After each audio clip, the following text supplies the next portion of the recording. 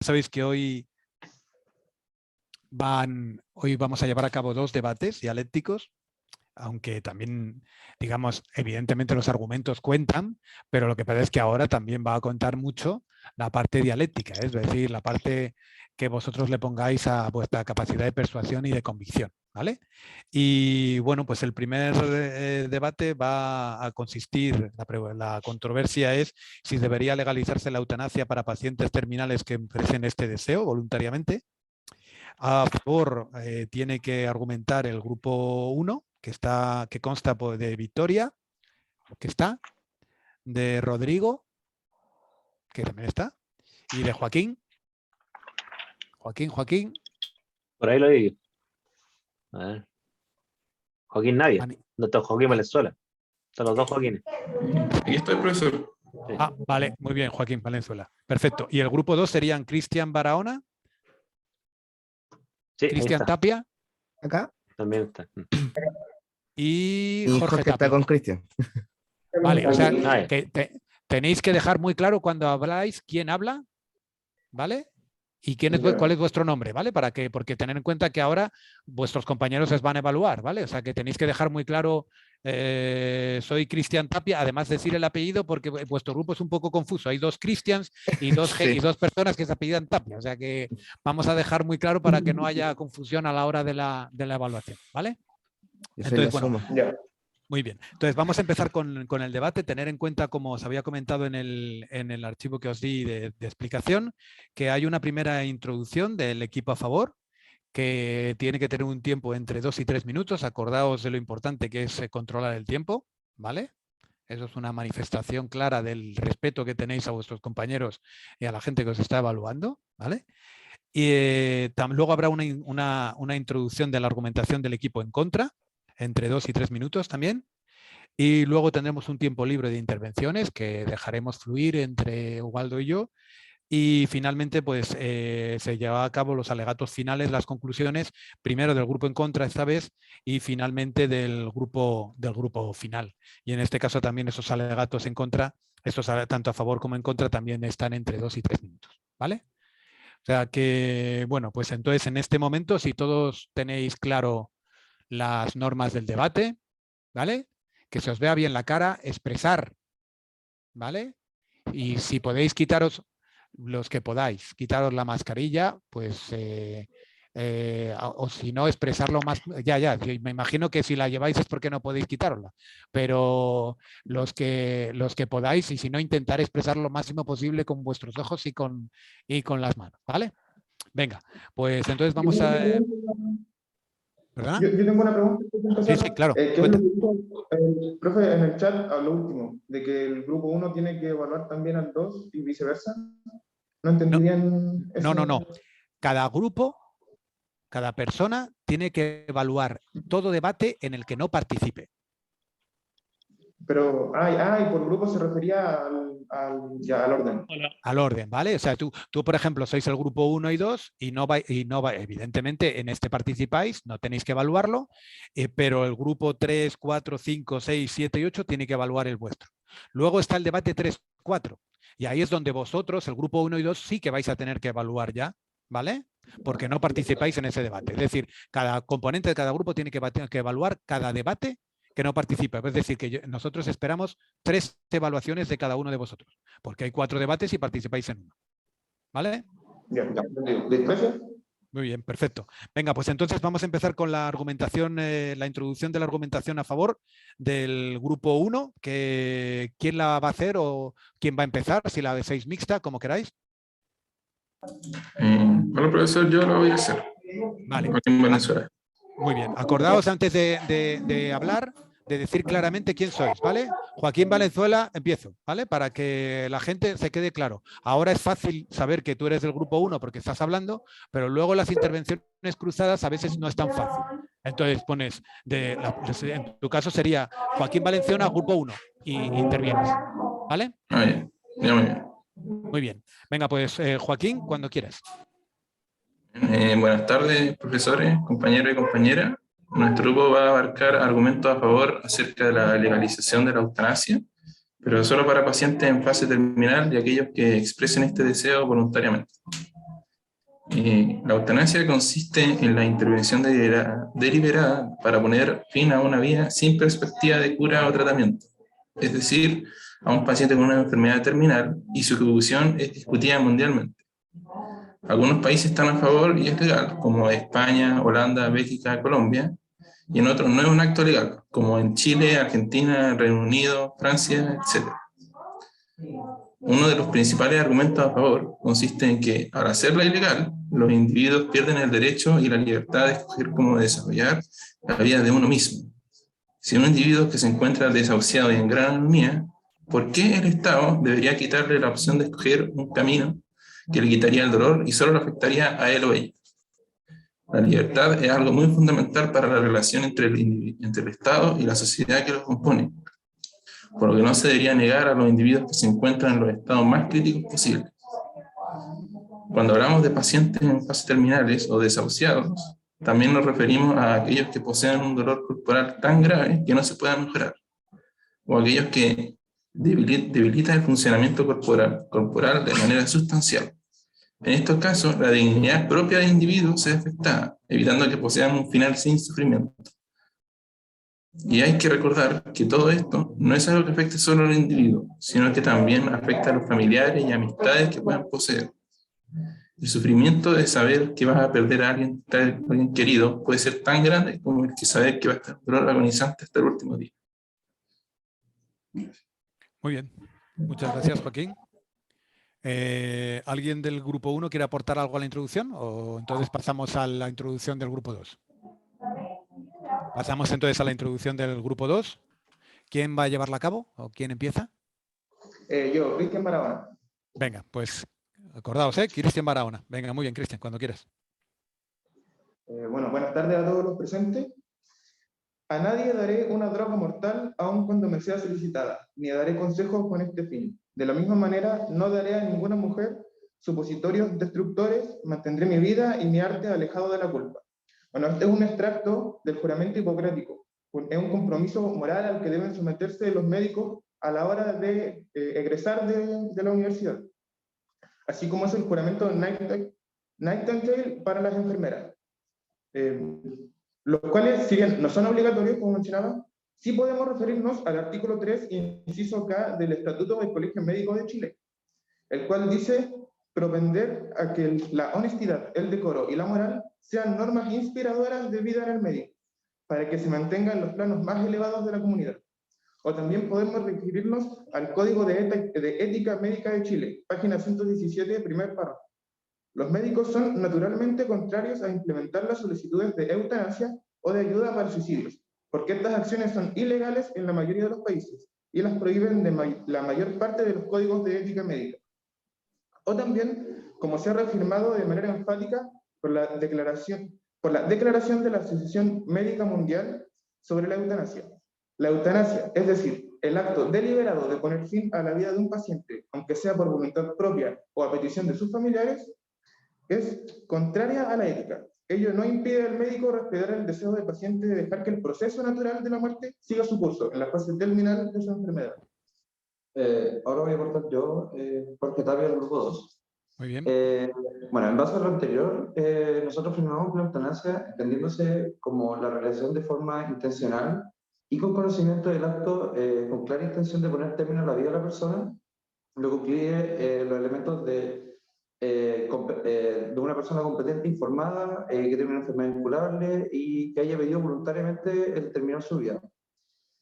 El agente que conoce la condición de la persona y su deseo de morir lleva a cabo el acto con la intención principal de terminar la vida de dicha persona. El acto se realiza con compasión, sin beneficio personal. En nuestra postura no debe ser legalizado bajo ninguna circunstancia, incluyendo en casos de pacientes terminales, ya que es lo que apunta al debate. Y refiriéndolo a estos últimos, no son extraños los casos en donde tanto el dolor físico como emocional implica una enfermedad terminal, conlleva decisiones de terminar la propia vida, como ocurre en casos de depresión. Entonces, como vemos del lado patológico, dentro de la depresión, donde no son casos terminales, también tenemos claras señales donde la persona quiere terminar con su vida, lo cual no debería ser apoyado, porque sabemos que la depresión podemos tratarla. Entonces, en base a esto, lo que nos planteábamos como siguiente pregunta nosotros, ¿hasta qué punto podemos decidir que la decisión de morir fue llevada a cabo bajo el libre albedrío y no bajo el yugo del dolor, como son casos en las tendencias suicidas de las personas de depresión? Muy bien, muchas gracias. Os habéis ajustado bastante bien a tiempo. Entonces ahora entramos en la fase intermedia de intervenciones. Entonces ahora los que no habéis participado en las introducciones podéis, digamos, exponer vuestros argumentos, atacar los argumentos del equipo contrario. A partir de ahora entramos, por favor, utilizar la mano, levantar la mano para pedir la vez y participamos. Rodrigo, cuando quieras. Hola, soy Rodrigo Morales, Grupo 1. Uh-huh. Nuestra contraparte mencionó el juramento hipocrático, el cual yo creo, y tiene toda la razón al mencionarlo, debido a que cada médico puede optar por realizarlo o no. Eso se llama objeción de conciencia y debe ser aceptada y respetada. Mas no hay médicos que sí están dispuestos a realizarla, a los cuales a ellos no debiese negar la posibilidad de poder realizarla. Y también nosotros mencionamos, por ejemplo, el grupo, la contraparte mencionó la depresión. En nuestro caso puntual nos referimos netamente a pacientes terminales, los cuales han expresado su deseo voluntariamente de terminar con su vida. Y lo que ello conlleva a la autodeterminación de cada persona de poder realizar y vivir de la manera que más le plazca. Me parecería injusto, hasta un poco demandante, si la familia te exige algo, siendo que cada persona en uso de conciencia y razón puede permitírselo o puede optar por esta tan lamentable decisión. Ahora, yendo en los casos que ya está implementada, que uno sería Colombia. En Colombia llega a un extremo de que se puede optar desde los 6 años de vida, que eso ya es bastante. Siempre porque se somete antes, el médico opta, el médico propone la idea y esto se lo lleva a un grupo que determina si es factible o no. Mientras que los demás países, la mayoría son desde los 13 a los 17 o de manera mayor. Siendo, para terminar esto, de que los países que se ha estudiado, particularmente como es Bélgica, Colombia, Luxemburgo, Canadá y Holanda, los cuales el estudio demuestra de que la eutanasia no se considera el 4% de las causas de muerte y la mayoría son desde los 65 años y con cáncer declarado. Gracias. Muy bien, muchas gracias, Rodrigo. ¿Alguien quiere aportar algo?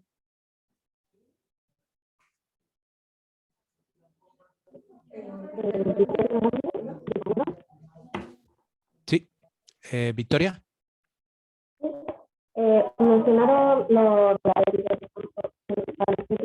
darle fin a la vida de una persona, pero se también... escucha. Victoria, disculpa, se te escucha mal, Victoria. No sé si puedes, no sé si acercarte más al micrófono o ocupar otro micrófono, porque se te escucha bastante cortado.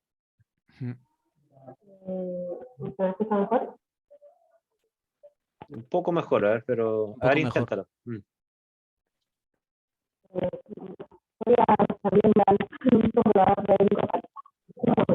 Está bien interferido, cuando tú hablas se corta. No sé si estás hablando por el computador o por el micrófono que traes. ¿Se me escucha? Ahí sí, mucho mejor. Sí, mucho mejor, mucho mejor. Claro. Lo que estaban diciendo es acerca de la ética que tienen los médicos para darle fin a la vida de una persona, pero no se pusieron en el contexto de qué tan ético es y el dolor que conlleva ver a una persona sufriendo en estados muy graves. Entonces, si nos ponemos en el punto de vista de qué tan ético es matar a alguien, pero qué tan ético es ver sufrir a alguien, también entraríamos en una contradicción. Y perpetuar el sufrimiento de una persona tampoco es algo validable. Entonces, en ese punto no podríamos tomarlo como de acuerdo. Gracias. Vale, gracias, Victoria. Yo en este punto y para a lo mejor determinar un poco más claramente la controversia, lo que sí me gustaría es que a lo mejor desarrollarais un poquito o intervinierais, me gustaría saber vuestra opinión como grupos sobre, digamos, si el grupo que está a favor encontraría algún caso donde ve factible que podría ser aceptable la eutanasia, y lo contrario, si el grupo que está en contra, ¿no? Podría encontrar algún caso donde sí viera factible la eutanasia. ¿Me entendéis lo que os digo? Es decir, ¿dónde estarían los límites? Cuando decimos enfermedades terminales, es un término que se ha utilizado en la controversia, pero no deja de ser un término medianamente relativo, ¿no? Que es terminal. Una enfermedad que supone la muerte en un mes, en 6 meses, en un año, en 3 años, con dolor. Cuando decimos dolor, ¿a qué nos referimos? ¿Me entendéis lo que os digo? Podemos intentar a lo mejor definir un poco aquí que desarrolléis un poco el tema. Cristian, o bueno, Cristian o Jorge, que el que sea. No, solo preparándonos para la respuesta, porque como hay que levantar la mano antes de... Sí, no, yo solo os pongo un tema aquí para que dejarlo, pero vosotros podéis intervenir sobre las respuestas que os han dado, ¿eh? No hay ningún problema, ¿vale? Cuando queráis. Bueno, primero, refiriéndonos al caso del libre albedrío o de la decisión propia de la persona de querer, de decidir optar por la eutanasia. Es importante mencionar lo que ya dijimos anteriormente en la introducción, de hasta qué punto realmente llega el libre albedrío de la persona al decidir optar por ejecutar la eutanasia, y hasta qué punto en realidad es una decisión basada en el dolor y en una decisión más fugaz y momentánea que lo que realmente pueda llegar a suceder un poco más a futuro. Hay que pensar que son momentos críticos de la vida de la persona donde se pueden llegar a tomar decisiones muy apresuradas. Bueno, eso refiriéndonos a este caso. Segundo, el caso de la eutanasia. Si bien podemos referir a la eutanasia desde la parte etimológica, que proviene de los vocablos eu y thanatos, que significarían bien y muerte, lo que podría considerarse, entenderse hoy en día como buena muerte, o como otras acepciones han llegado a tener, como muerte sana, muerte natural, muerte limpia. Es importante que mantengamos en cuenta qué es lo que consideramos digno y una muerte sana a la hora de considerar la eutanasia. Nosotros no consideramos la eutanasia como la solución natural y más digna para la persona, sino la sedación paliativa, donde ya no involucramos a la carga de un tercero o de una siguiente persona, como es el caso de un doctor, de una persona ajena a la decisión propia y voluntaria de la persona, sino que se deja a un modo natural pero indoloro, a una muerte mucho más digna y mucho más suave. Refiriéndonos al caso de Colombia,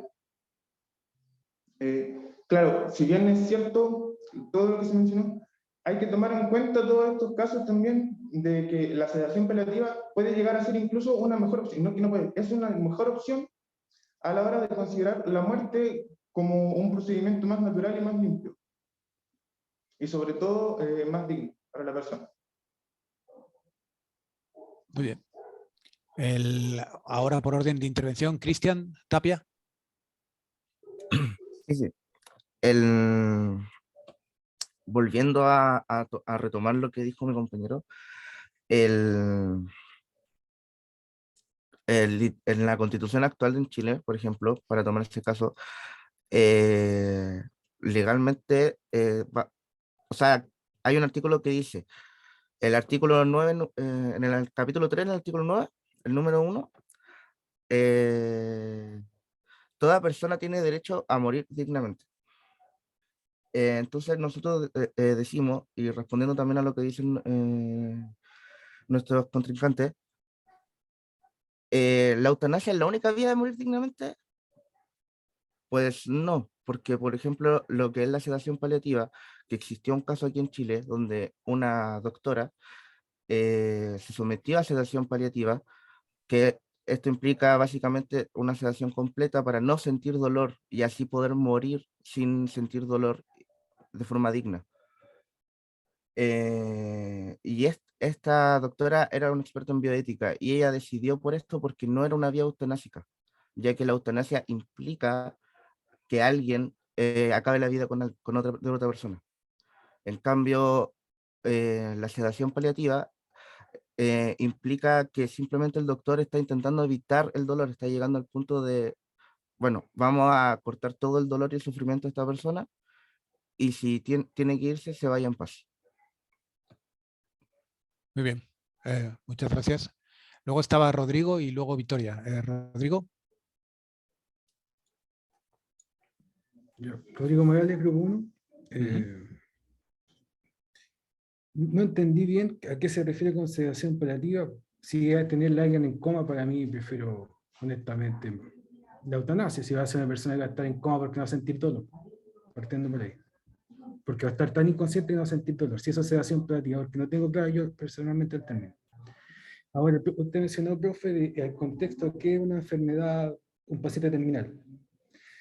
Nos queremos centrar principalmente porque hay un punto de la medicina occidental de que se les da un plazo de vida acotado. Eso generalmente es con los cánceres, porque hasta el momento no existe cura. Y eso, por ejemplo, yo puedo dar un ejemplo cercano de que yo tengo un familiar que falleció de cáncer el año pasado. Y ella se le pronosticaron 6 meses de vida, a los cuales ella vivió 4 y sintió que habían pasado 2 años solamente sufriendo. Y para casos como eso, a mí me parece netamente que la eutanasia de ella despertaba con ganas de por favor que hicieran algo. Llegó un punto que le dieron remedios paliativos y llegó un punto que no se le podía dar más porque no podían. Se daban parches de morfina, de los cuales después no hacían efecto por la misma tolerancia que tenía el cuerpo humano. El otro caso que tengo referencia cercana fue una persona que vivía sedada, gritada por la noche, de solamente el dolor. Entonces me parece de que hablar de que si sí o si no sería algo subjetivo, siendo que si la persona lo solicita, de verdad sí puede ser que ya lo único que quiera es descansar. Me parece de eso de por ejemplo, la sedación paliativa, si la persona igual tiene dolor que sedación hay, a menos que de verdad esté inconsciente y que no pueda decir nada, que eso para mí tampoco sea estar vivo. Gracias. Muchas gracias, Rodrigo. Victoria.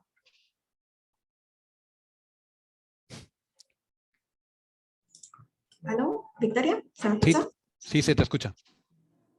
Lo que se refería a las presencias de depresión por conllevar a una enfermedad terminal. Por eso mismo se hacen protocolos para realizar la eutanasia. Tiene un tiempo medio desde 6 meses hasta 1 año aproximadamente, donde se le hacen estudios psiquiátricos, médicos, e incluso a los mismos pacientes se les da estudios de algunos tratamientos alternativos, pero varias veces los mismos pacientes que no se sienten conformes pueden rechazarlo, pero eso sucede de forma prácticamente inmediata. Y en esos casos no se... no se acepta de que reciba la eutanasia y se tiene que hacer todo un proceso mental, psíquico para los pacientes. Y de hecho es una afirmación que ellos tienen tan prolongada en el tiempo que al final no rechazan someterse a la eutanasia. Así que los procesos mentales que se referían el grupo contrario están vinculados a los protocolos que se tienen para aplicar todos a los pacientes que han afirmado que desean tener la eutanasia. Además, que no podemos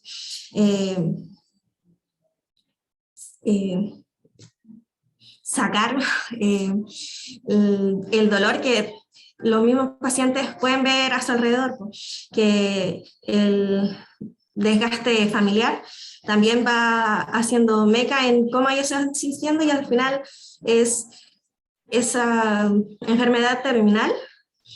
No simplemente puede ser el estallido, sino una mezcla de cosas que eso hacen su convicción, perdón, aún más potente. Muy bien. Muchas gracias, Victoria. Cristian Tapia, ¿querías comentar algo o tenías la mano de antes? Sí, Acordaos de bajar la mano cuando intervengáis, ¿vale? Porque si no, no me queda claro si... Vale, Cristian, por favor. Cristian Tapia, grupo 2. Sí, mira, primero, hablando sobre la comparación de sedación paliativa con un coma inducido, no es un coma per se, porque la sedación paliativa lo que hace es sedar los nervios, o sea, básicamente dejar de sentir dolor. En cambio, un coma inducido lo que hace es separar la parte consciente del resto del cuerpo, pero se sigue sintiendo dolor. Tu parte inconsciente sigue sintiendo dolor. De hecho, se ve en las personas con coma inducido o en coma, en estado de coma, siguen sintiendo dolor. Normalmente tienen estos espectrogramas donde ven cuando hay picos de dolor y para saber si se dan o no. Entonces la reacción del cuerpo sigue estando. En cambio, con una sedación paliativa, que fue lo que se sometió a la doctora que dio el ejemplo, deja de sentir dolor completamente. No es un coma. Es completamente distinto, ya que el cerebro no está sintiendo dolor ni consciente ni inconscientemente. Entonces está dejando de sufrir. Muy bien, gracias. Y en el caso de la sedación paliativa también estamos, ¿por qué es mejor que la eutanasia y por qué no debería legalizarse la eutanasia? Es por el hecho de que gracias a la sedación paliativa, la persona puede morir dignamente, que al fin y al cabo lo que quiere decir lo que quiere proponer la eutanasia, pero sin el dilema de que alguien mate a alguien. Ya que el médico que está sedando a la persona simplemente está acabando con su sufrimiento, pero no es la intención de que ésta muera. Si llegase a morir por la sedación o en medio de la sedación, es una causa natural. Es dejar que la muerte prosiga naturalmente, pero que la persona pueda morir dignamente y sin dolor.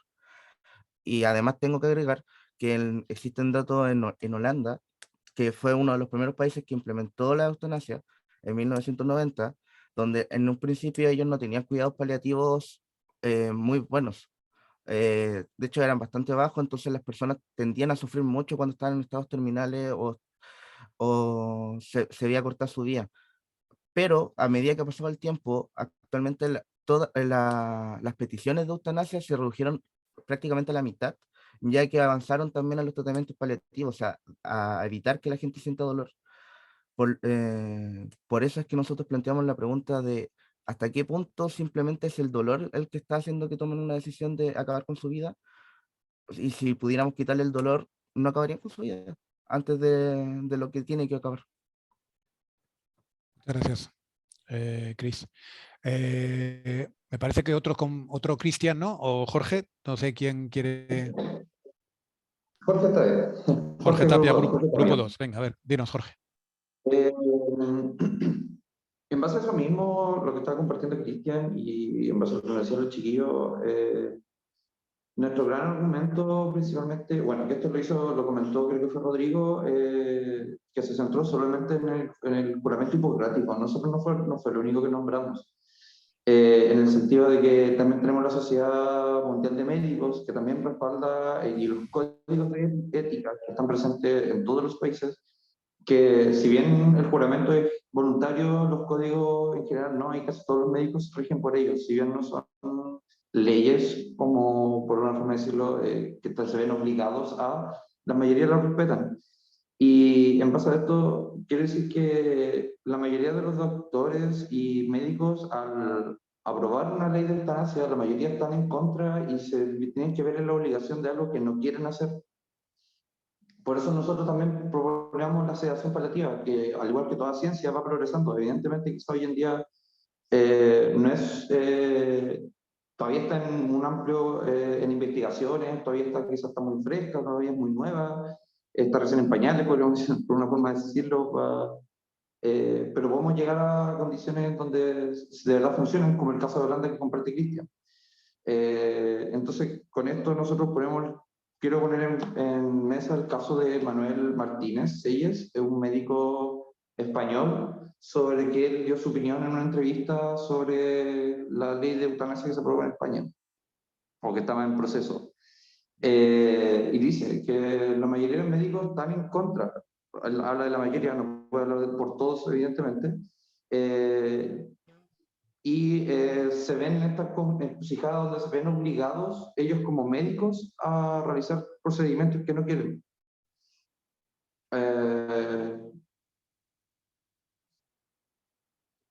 No sé cómo el grupo contrario puede cómo resolver ese tema también de los médicos. Y también el tema de la pregunta que nosotros pusimos en la introducción, de hasta qué punto hay un libre albedrío en la gente que siente dolor. Si el mismo caso de Holanda que nos propuso Cristian, se ve que al tener tratamiento paliativo efectivo se reduce la decisión de eutanasia. Muy bien. Entonces yo creo que ahora ya es un buen momento justo para responder, porque Rodrigo, yo creo, ¿vas a intervenir en tus conclusiones? En las conclusiones lo digo porque me habías pedido la intervención, Rodrigo, pero tú vas a hacer el alegato final del grupo 1. No, pero entonces ¿No? que hable el compañero. No, pues entonces, venga, entonces como habías pedido la mano, te dejo 30 segundos rápido para que Ya. hagas tu intervención que querías, por favor. Ya, gracias. Nada. Yo creo que principalmente de este tema, ya que el grupo rival se frasa tanto en el dolor, yo creo que no hay que hacer este tema de apología al dolor. Porque si uno está sufriendo, el dolor puede ser no llevadero para la persona. Y uno no puede decir si tu dolor es lo suficientemente doloroso o no tan doloroso. Eso es demasiado subjetivo y personal. Y sobre la sedación paliativa, yo creo que sin sedación paliativa, a menos que se pueda hacer en la casa compartiendo con la familia, estaría feliz, pero si va a estar en hospital, hospitalizado todo este tiempo, no va a ser vida. Eso, gracias. Muchas gracias a ti por ajustarte. Pues muy bien, Rodrigo. Entonces damos por concluido el turno de intervenciones libres y entonces entramos en el alegato final del equipo en contra. ¿Quién lo va a llevar a cabo? Yo voy a decir, Cristian Barahona. Venga, pues muy bien. Que tú eres Cristian Barahona. Sí. Venga, pues Cristian Barahona, grupo 1, empezamos con el alegato final. Muy bien.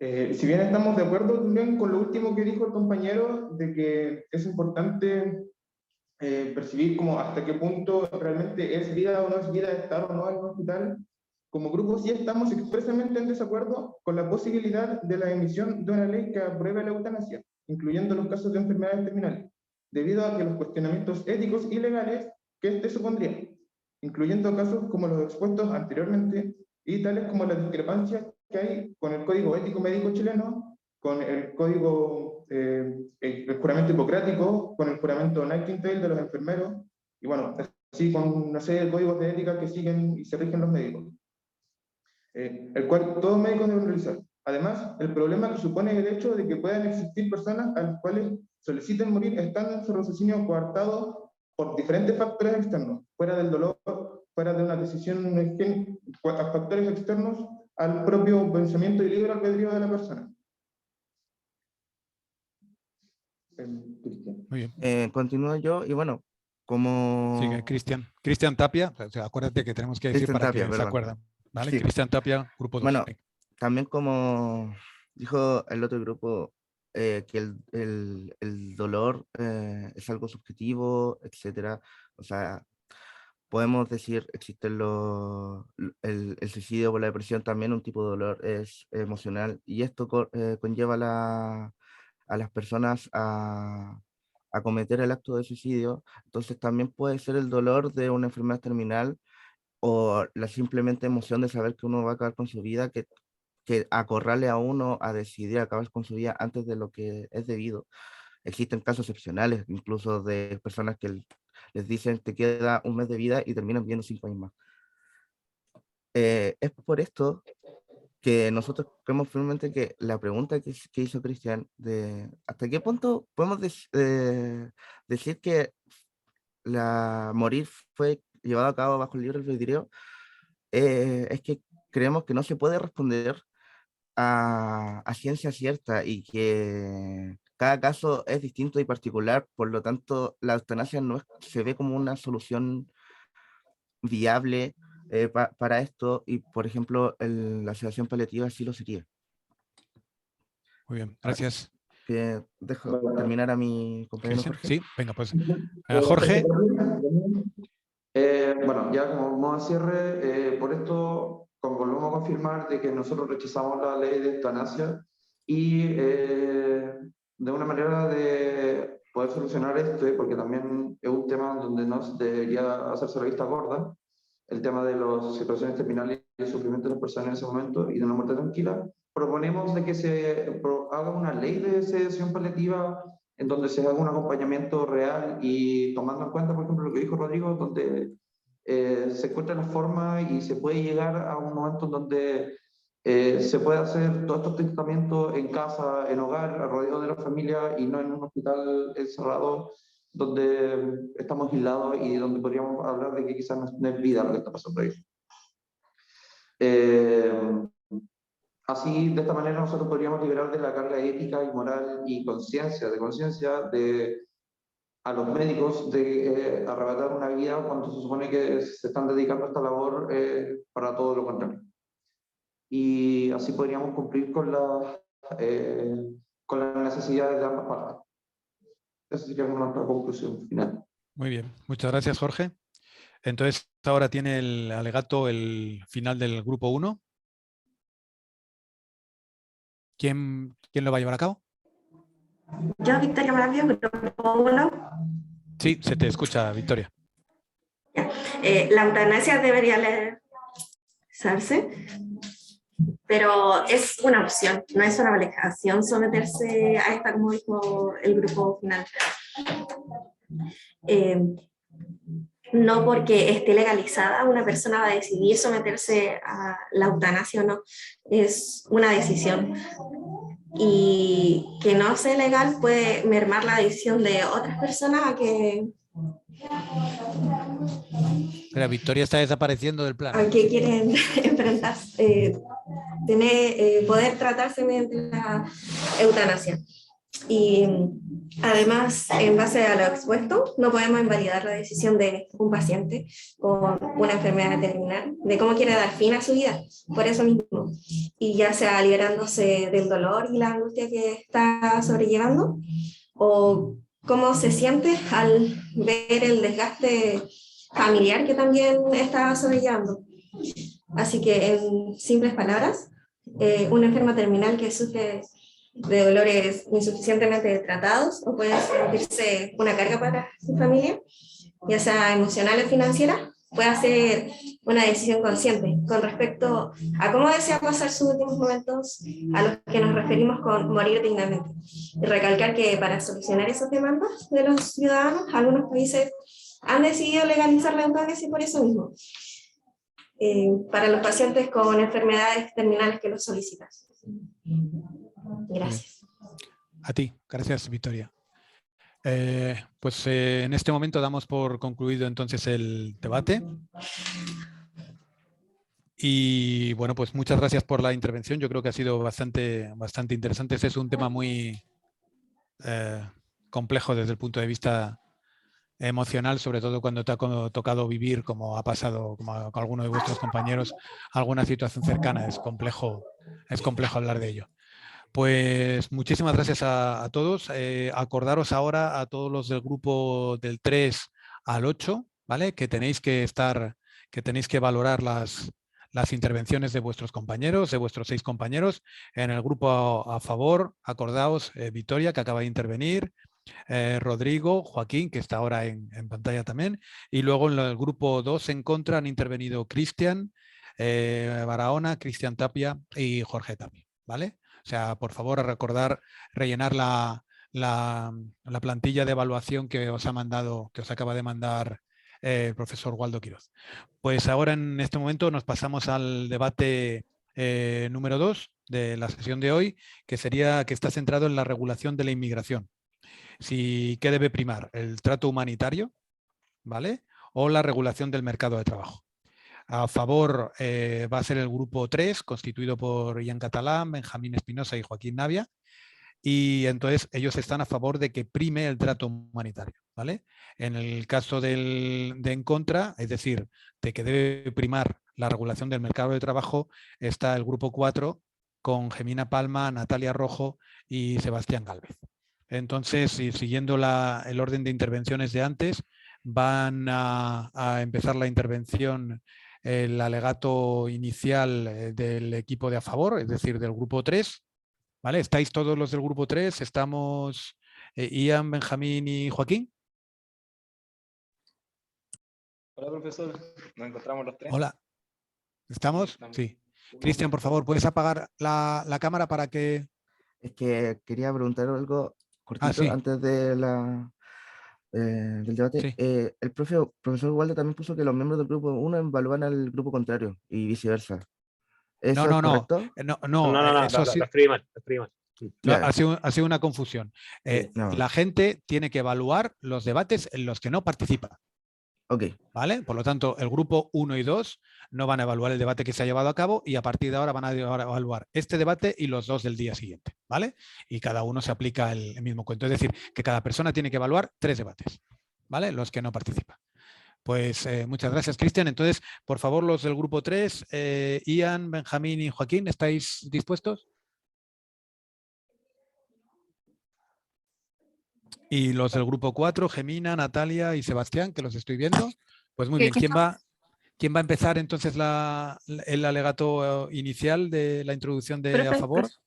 Disculpe por interrumpirlo, lo que pasa es que estoy intentando entrar a través de eso mismo. Era para entrar para prender la cámara.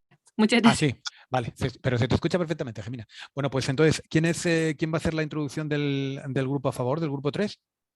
Ian Catalán. Vale, pues muy bien, Ian, cuando quieras. Recuerda que tienes entre 2 y 3 minutos. Ya. Buenas tardes, compañeros, profesor. Nosotros estamos a favor del trato humanitario. Tienes que hablar más alto. O te acercas o hablas más alto. Ya, a ver. Esperemos a sentar. A ver, ¿cómo se escucha ahí? Sí, ahora se escucha mejor. Ya. Ay, se cae la cámara. Ahora sí. Nuestra postura está a favor del trato humanitario en la regulación de la inmigración legal. Ya hay que tener claro ese punto. Nosotros como chilenos estamos adheridos a los tratados internacionales que aseguran el trato humanitario en la inmigración. Eso es como nuestro punto más importante. Además, hay que saber que a lo largo de la historia, el humano siempre ha buscado nuevas oportunidades en otros lugares. Está en nuestra sangre el querer inmigrar y es un derecho ya, se podría decir, como histórico. La migración por nuevas oportunidades se ha reflejado en el sueño americano, donde cuando llega más gente en Estados Unidos, hubo un gran desarrollo multifacético, desarrollo económico, social, etc. Pero hay veces que la persecución de estos sueños se ve eclipsada por problemas geopolíticos, por conflictos sociales, guerras, etc. Como fue lo que vivieron nuestros padres, nuestros abuelos, madres, también en los años 70. ¿Ya? Donde hubo una persecución, donde las personas, los chilenos como nosotros, querían buscar nuevas oportunidades en otros países. ¿Ya? Y esto nos surge una pregunta importante, que es si a nosotros como personas, a ustedes, o tú específicamente, quisieran buscar nuevas oportunidades cuando están siendo perseguidos, se les negaran las puertas, se les cierran las puertas, ¿qué harían?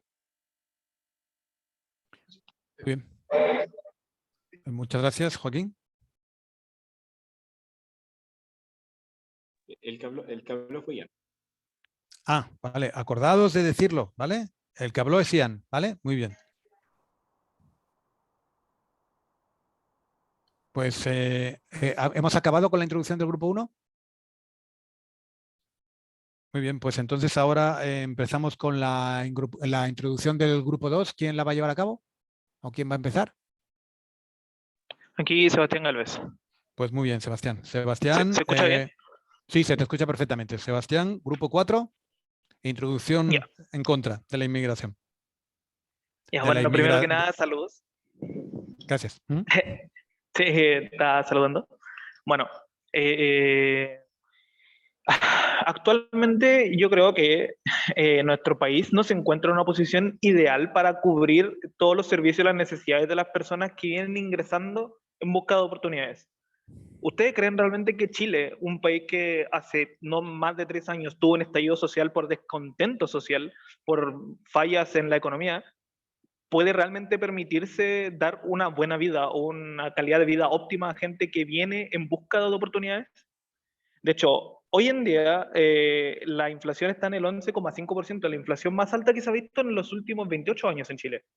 Y hoy en día también el 27,3% del trabajo es ocupación informal. Esto quiere decir que 1 de cada 4 residentes en este país no cotiza, no está imponiendo para las previsiones de salud, para las previsiones de AFP. Entonces, ¿cómo se va a mantener este sistema si es que 1 de cada 4 personas no está cotizando? ¿Cómo vamos a mantener la calidad de salud, de educación, de vivienda y mantener un mercado laboral estable si es que se empieza a entrar gente indiscriminadamente, ya sea legal o ilegalmente? Es un hecho de que está entrando una cantidad muy grande de gente. Tenemos que destacar que Chile no es un país primermundista, es un país que está en vías de desarrollo. Así que este sistema de Chile es defectuoso y se le pone mucha carga, el sistema a la larga va a colapsar. Y si este sistema colapsa, al final no se va a poder asegurar un estilo de vida óptimo para ningún habitante del país, ya sea ya residente con nacionalidad o una persona extranjera que viene en busca de oportunidades. Así que no creemos que sea ético vender a Chile como un sueño chileno o un sueño americano, porque realmente no lo es. Ahora va a continuar la idea mi compañera Gemima. Muy bien, muchas gracias, Sebastián. ¿Gemina? Hola, soy Gemima. ¿Se escucha bien? Sí, se te escucha perfectamente. Súper. Bueno, creo que también está súper claro el tema de la crisis económica en nuestro país y tanto en nuestros países vecinos. Y esto, como dijo uno de mis compañeros, genera que los extranjeros vengan a buscar mejor vida en nuestro país. Sin embargo, el sistema de inmigración no está dando abasto a este alto flujo de personas que están entrando. Además, hay que considerar que hay una falta de fiscalización para tratar el tema de la inmigración irregular. Entonces, bajo estas condiciones, el extranjero tal vez tiene que optar por empleos informales, los cuales desvalorizan su servicio y quedan capacitados en poner el sistema FP, como también mencionó mi compañero anteriormente, lo que no se puede asegurar una vejez digna de los inmigrantes que buscan prosperar. Otra consecuencia del trabajo informal es que este tipo de trabajadores no cuentan con protección social o laborales, por ejemplo, poder acceder a un seguro de cesantía si es que llegan a quedar sin trabajo, por lo que sus condiciones ya son más precarias. Sigue mi compañera. Muy bien, muchas gracias, Gemina. Natalia. ¿Me escucho bien? Sí, te escuchamos. Ya, bueno, también hay que tener en cuenta, aparte de los puntos que mencionaron mis compañeros, el tema del nivel educacional que tienen los extranjeros o los inmigrantes, dado que tienen un mayor nivel educacional con respecto a las personas locales que viven en Chile, y por estos mismos motivos, cuando ellos llegan a nuestro país por mejores oportunidades, los títulos o grados universitarios que ellos tienen son como un trámite demasiado engorroso y lento, por lo tanto ellos no pueden trabajar en el sistema productivo en el sistema más productivo que tienen. Por lo tanto tienen que como adaptarse a ofertas de trabajo que son muy mínimas en torno a sus capacidades y aparte a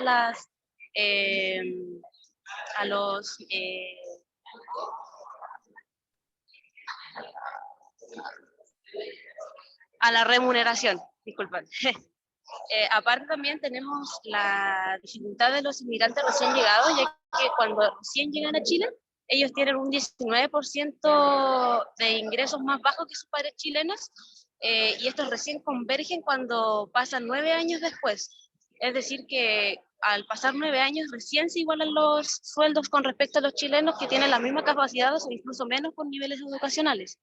Y aparte tenemos las barreras idiomáticas, que lo que quiere decir es que los inmigrantes provenientes de países que no hablan español tienen mayores dificultades para integrarse al mercado laboral, ya que actualmente los programas de idiomas que están aquí en Chile son pagados, entonces conllevan un costo monetario que los inmigrantes no pueden pagar y eso les dificulta mucho más para poder encontrar trabajo, etcétera. Entonces, eso. Muy bien. Muchas gracias, Natalia. Bueno, pues hemos acabado con las introducciones de los dos grupos, por lo tanto ahora entramos en el turno de libres de intervenciones, ¿vale? En las que podemos centrarnos o en defender algún argumento, recalcar argumento que ya hemos dicho en la introducción, o atacar algún argumento del grupo contrario. Eso como veáis, ¿vale? Entonces, aquí estamos ya acordados de levantar la mano y entramos en el turno libre de intervenciones. Joaquín. Ahora eres tú, ¿no, Joaquín? Ahora ya es... Venga, sí, venga, pues ahora Joaquín, grupo 3, venga, que interviene. Por favor. Me gustaría tocar 3 temas que hablaron nuestros compañeros. El primero sería el que el sistema actual no da abasto, y efectivamente no da abasto ni para la entrada de personas y a veces incluso para la salida de esta. Que el sistema también, el segundo tema, que es la regularización de las personas, hace 4 meses se hizo válida la ley, una ley que ve el tema de la inmigración y que ha regularizado mucho los factores que tenían estos como problemas mayores para que las personas pudiesen optar por un trabajo de forma más efectiva y más rápida, de que antes no se tenían un montón de detalles que se vivían día a día. Esto ya está pasando, ya está volviendo a la normalidad, por eso tampoco se ven tantas noticias respecto al tema, porque ya ha ido disminuyendo. Quizás no a la velocidad que uno quiera, pero ha ido disminuyendo. Y el último tema que tocó nuestra última compañera, sobre esta como discriminación que hay a veces en el tema laboral, donde las personas que vienen de otros países a veces están mejor preparadas que los chilenos y son mirados en menos, como se podría ver. Esto pasa, yo lo he vivido, se puede evidenciar en algunos estudios. Sin embargo, el trato humanitario sería buscar y velar por contramedidas y promover, evitar estos problemas. Es un problema que hay que solucionar como personas, como país. Es algo puntual y concreto. Nosotros podemos velar para poder evitar que esto genere esta como desvalorización económica y que las personas que puedan aportar más, aporten aún más, incluso más que las personas nacionales, y ayuden a mejorar la calidad de todos los chilenos. Incluso las personas que vienen migrando, que por este nuevo proceso de la ley pueden nacionalizarse o pueden tener documentación adecuada para poder optar por la FP, mejorar la cantidad de trabajadores por el terreno, y así, en vez de ser desbalanceado hacia abajo con personas ilegales o tratos de forma no regularizada, aumente la perspectiva, o sea, aumente el tema económico, desde un punto de vista humanitario, porque hay que tratarlas como personas y valorar lo que ellos han hecho en toda su vida y lo que pueden dar por el país. Muy bien, muchas gracias, Joaquín. ¿Había levantado la mano Sebastián? Yo quiero responder una pregunta que hizo nuestro compañero en la introducción antes. Nos preguntó qué haríamos nosotros si fuéramos en búsqueda de oportunidades a otro país y se nos cerraran las puertas en la cara, por así decirlo. La verdad, uno puede ir en búsqueda de oportunidades y mucha gente no va necesariamente en búsqueda de oportunidades. Si lo saben, hoy en día el contexto es que hay gente que está desesperada escapando de sus países o de sus contextos, de sus situaciones en búsqueda de trabajo, de comida, de vivienda. Pero quiero que sepan que el año 2021, en marzo, la organización Techo Chile publicó que existían en ese momento 81.643 familias viviendo en campamentos, o sea, sin vivienda propia, y los hogares en zonas precarias alcanzaban más de 100.000. Y también observar que la toma hoy en día más grande de Chile, que es una toma en Cerrillo, que se llama la toma Nuevo Amanecer, el 85% de los habitantes son inmigrantes. Entonces, realmente son esas oportunidades, vivir en un lugar de toma, sin oportunidad de una vivienda propia y sin acceso a servicios básicos. ¿Es realmente una oportunidad o es desesperación? Es simplemente llegar a un lugar ¿cómo decirlo? A obtener un mal vivir. Quizás mejor que el que se tenía antes, pero a la larga es un mal vivir, y considerando todos los factores que se tienen en juego y considerando las cosas negativas que puede traer, por ejemplo, el exceso de trabajo informal, claramente el sistema va a colapsar. ¿Qué haría yo? ¿Qué haría nosotros? No sé, ¿qué haría mi familia? Probablemente, por triste que parezca, no es responsabilidad, lamentablemente, del país al cual estoy yendo. Puede sonar muy mal, pero es cierto. Un país en vía de desarrollo no puede permitirse una carga tan grande de personas para poder mantenerlas y asegurar una calidad de vida óptima. Es simplemente sobrevivir, no vivir. Eso. Muy bien, muchas gracias, Sebastián. Y en este momento, que además no hay ninguna intervención solicitada, me gustaría, entonces, digamos, intentar centrar un poco el debate, que me parece que hasta ahora es muy interesante, sobre, por ejemplo, un caso concreto, ¿no? Porque tú estás, a la intervención ahora de Sebastián ha sido muy claramente diciendo claramente que un país en desarrollo a lo mejor no puede aceptar tanta inmigración. Pero, ¿qué opináis, por ejemplo, de países como Canadá?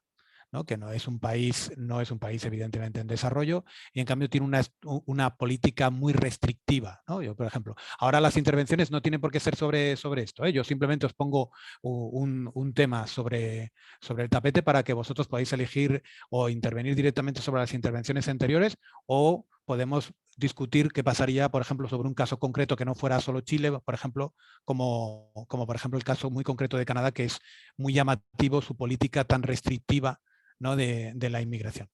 Pero bueno, Joaquín Navia, que ha pedido la intervención. Joaquín. Soy Benjamín, ¿se escucha bien, cierto? Ah, sí, pues eres Benjamín, vale, sí. Que estéis los tres compartiendo el... Sí. Vale, venga, muy bien. Quería responder una alegato que hicieron anteriormente, sí. Pero ¿podría compartir pantalla? Sí.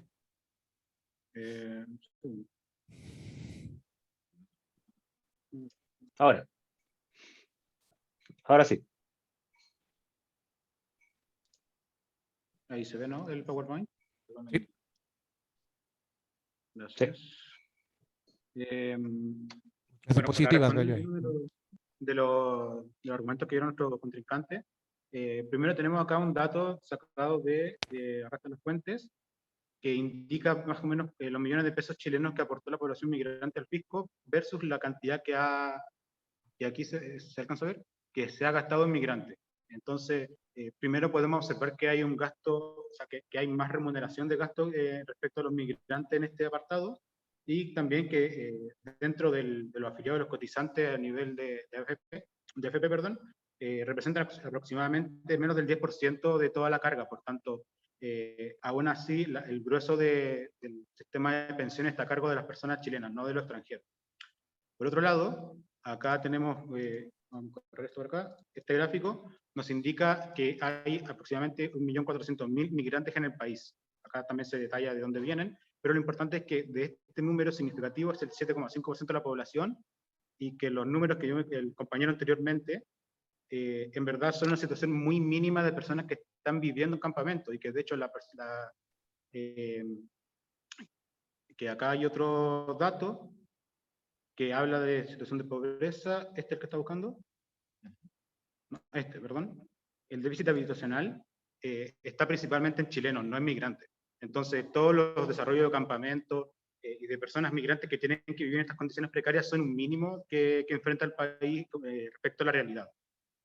Por otro lado, se habló de la inflación y los problemas económicos que tiene el país actualmente. Sin embargo, hay que recordar que en toda la región, de hecho mundialmente hay un aumento de inflación, pero que en la región también se nota bastante. Y en este gráfico podemos observar de dónde provienen principalmente los migrantes del país. Son países del cono sur generalmente, se marcan mucho Bolivia, Perú, Colombia y Venezuela, que son países que están sufriendo las mismas condiciones económicas que nosotros.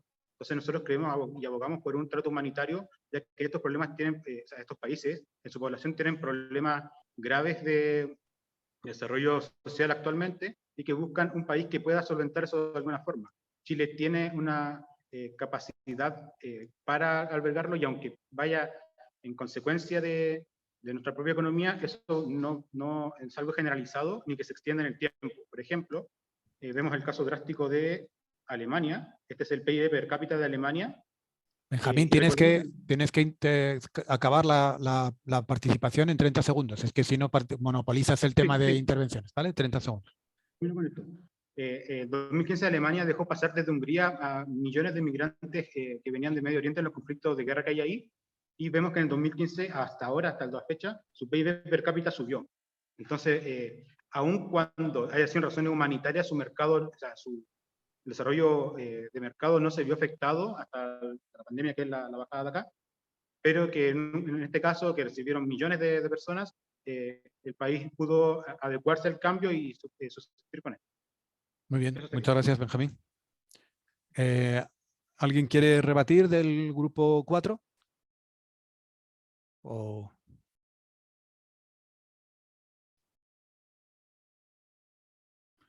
Sebastián? Bueno, sobre el tema de la inmigración, lo que nos acaba de mostrar nuestro compañero, es bastante interesante y de hecho lo quiero mezclar con lo que usted nos dijo, que nos preguntó qué sucedía realmente en los países realmente desarrollados, por así decirlo, o primermundistas como Canadá o Alemania, que acaba de nombrar nuestro compañero. Sí. Tengo que admitir que hay varias cosas que son muy interesantes en su punto, no lo voy a negar, pero creo que el ejemplo de Alemania mejorando, por ejemplo, el ingreso per cápita de sus habitantes luego de haber recibido mucha gente del extranjero, no es algo que se pueda generalizar. Es un caso, si me pudiera mostrar, no sé, que todos los países en los cuales ocurre esto, no sé, en el 90% de los países ocurre esto, se puede ver un patrón, pero realmente es un ejemplo de un país que es Alemania, que es un país primermundista, puntero en tecnología, así que realmente eso último creo que no significa mucho. Ahora, sobre la calidad de vivienda, por así decirlo, o la cantidad de gente en situación de riesgo, de vulnerabilidad, por así decirlo, hay que considerar que hay un informe que considera, que está hecho por el Instituto Nacional de Estadística, que considera el índice de vulnerabilidad, no, de importancia social, básicamente, en el cual se realiza en Santiago. Y las primeras 7 comunas, obviamente, son las comunas de Oriente, como todos aquí sabemos que son las comunas más privilegiadas. Y la 8ª comuna más privilegiada es Santiago, y en este lugar es donde llega la mayor cantidad de inmigrantes. Hay que observar que los datos que nos muestran, si les soy honesto no los tengo aquí presentes, pero la mayoría de la gente que llega a las comunas más privilegiadas, de hecho, no son de ninguno de los sectores más vulnerables de Latinoamérica. Por lo general, de hecho, no se especifica cuál es su origen. Por lo tanto, tiene sentido que haya gente que sí tiene una posición acomodada, pero esta gente que está en una posición más acomodada, por lo general, de hecho, no es gente que estaba en situación vulnerable antes, es gente que viene inmigrando, por ejemplo, gente de Alemania que llega al sur, cosa que se sabe que existe en Valdivia mucha gente de Alemania, se sabe que en Santiago también existe mucha gente que llega de regiones, por ejemplo, a La Barnechea, a Vitacura, a Las Condes, que de hecho son lugares que se ha dicho incluso, y demiéntame alguien si que cree que no es así, pero se ha dicho incluso que existe un estilo de vida incluso superior al de Estados Unidos en algunos de estos lugares. Entonces, claramente puede existir un ingreso mayor si que depende de qué tipo de inmigrante estamos hablando. No voy a clasificar a los inmigrantes, obviamente, pero estoy diciendo de que si que se deja entrar a gente de manera irregular, obviamente, o sea, de manera constante, sin ningún tipo de regulación, obviamente va a entrar de todo. Y claramente va a haber gente que va a necesitar cosas como por ejemplo servicios básicos y va a venir en busca de oportunidades, como hay gente que de hecho ya tiene las oportunidades y viene a invertir. Y eso es la interpretación que le puedo yo dar a esos datos. Muy bien, muchas gracias, Sebastián. Pues en este momento yo creo que vamos a empezar con los alegatos finales. Bueno, Gemima, ¿quieres una intervención? Sí, yo creo que igual apoyar lo que dijo mi compañero Sebastián, que creo que bueno, el mismo compañero del grupo contrario mostró que la mayoría eran bolivianos y peruanos los extranjeros, y es la realidad, es distinto a que entren alemanes o gente de Suecia, de Chile, que gente también de Latinoamérica. Además, en caso como ustedes mencionan con el caso de Canadá, también el caso de Dinamarca, que la inmigración es súper efectiva porque tiene leyes de inmigración súper rígidas. En ese sentido, estamos hablando de que la persona que quiera entrar al país tiene que entrar con cierto estatus financiero y profesional también, cosa que también las leyes de Chile no están 100%,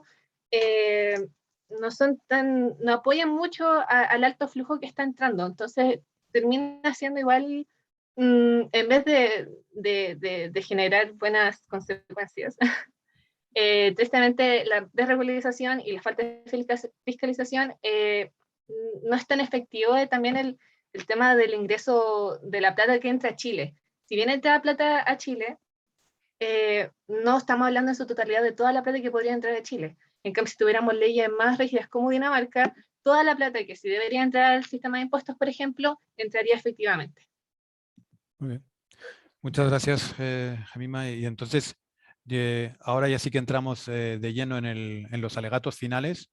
Y bueno, como acababan de hablar Sebastián y Gemima, que son del grupo 4, pues tampoco tendría mucho sentido que volvierais a hablar vosotros ahora con el alegato final.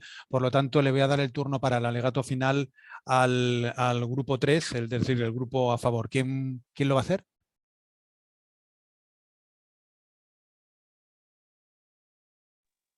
Profesor Joaquín, ¿nadie habla? Sí, eres Joaquín, Joaquín de verdad, ¿no? Joaquín. Y Joaquín. Vale, venga, Joaquín, pues cuando quieras. Como conclusión, podemos decir como grupo que el país todavía le faltan ciertas herramientas y ciertos como conceptos fuertes en el ámbito político y en el ámbito de personal activo, de hacer hechos. Sin embargo, el punto más conflictivo muchas veces a la hora de hacer una inmigración es el ámbito social y cómo las personas reciben a los migrantes y la visión y la actitud que se tienen hacia ellos. Porque en temas económicos, como pudimos demostrar, el compañero demostró y hablamos en la introducción, siempre va a ir a ser favorable, porque a mayor cantidad de personas en un país, si se maneja de forma adecuada, mayor cantidad de ingresos, por ende mejor el país de forma global.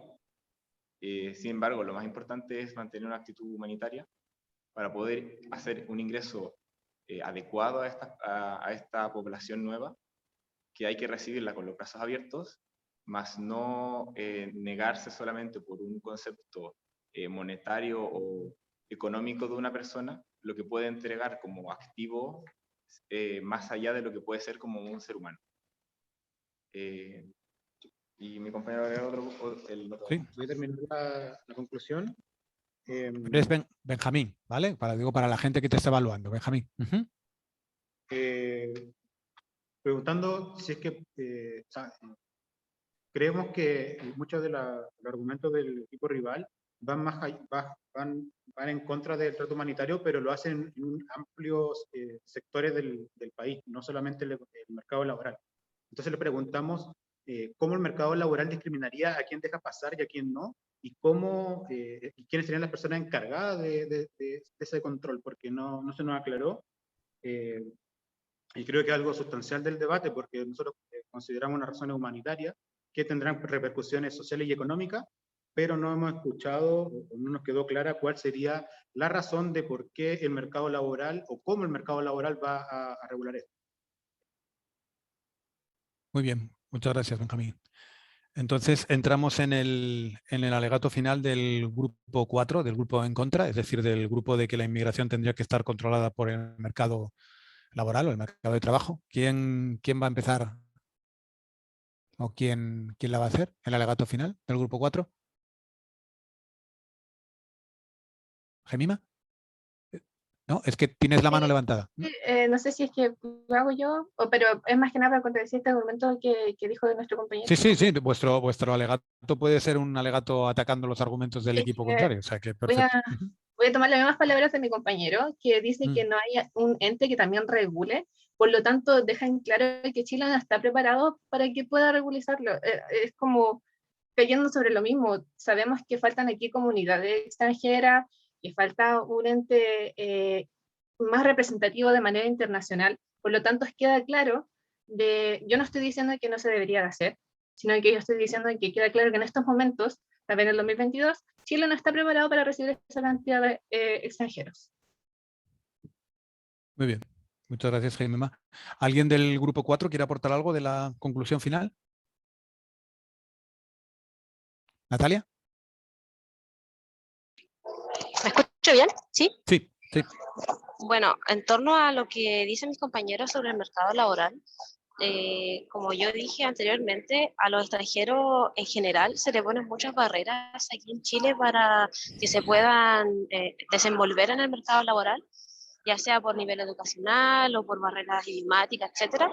Pero lo que es principalmente es en el nivel educacional, ya que el único ente que se dedica a regularizar o convalidar los títulos universitarios es la Universidad de Chile, que aparte de que es la única ente que lo hace, no solamente se dedica a eso, sino que también tiene trabajos de apartes que tiene que cumplir.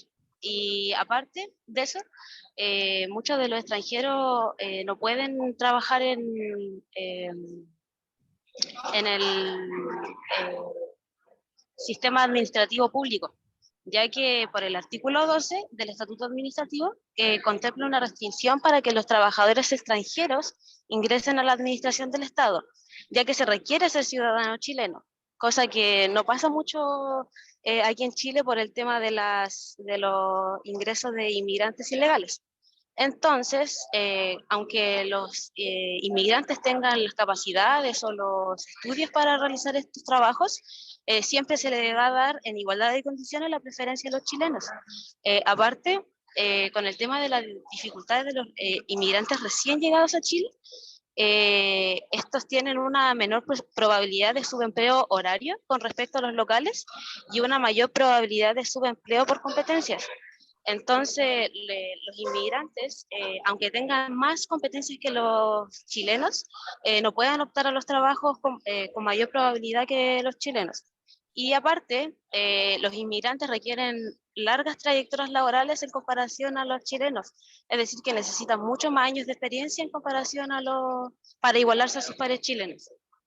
Y eso, lo que digo es que Chile, aparte de no estar preparado para recibir más inmigrantes, ponen más barreras de las que necesitan para ello, entonces no es viable o quizás no es lo ideal o la oportunidad decente para que ellos vengan para acá.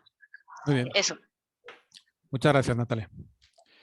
Pues con esto damos por concluido el debate. Muy bien, muchas gracias a todos. Ha sido muy interesante, nos hemos ajustado además bastante bien a tiempo. Entonces, ahora por favor os rogaría que acordaos en las instrucciones en la evaluación, tenéis que rellenar la plantilla que os ha mandado Waldo y tenéis que enviarla, además tenéis que enviarla hoy, ¿vale? Porque la propia hora, por cuanto antes mejor, porque si no la evaluación de vincular... vincular las caras con la intervención luego es muy complicado, ¿vale? Entonces, por favor, hacerlo ahora, que luego si no es mucho más complejo que os acordéis de las intervenciones de vuestros compañeros. Entonces, por favor, dedicarle 5 minutos a rellenar rápidamente la evaluación y aunque no se la mandéis a Waldo inmediatamente, que se la mandéis a lo largo de las próximas horas, ¿vale?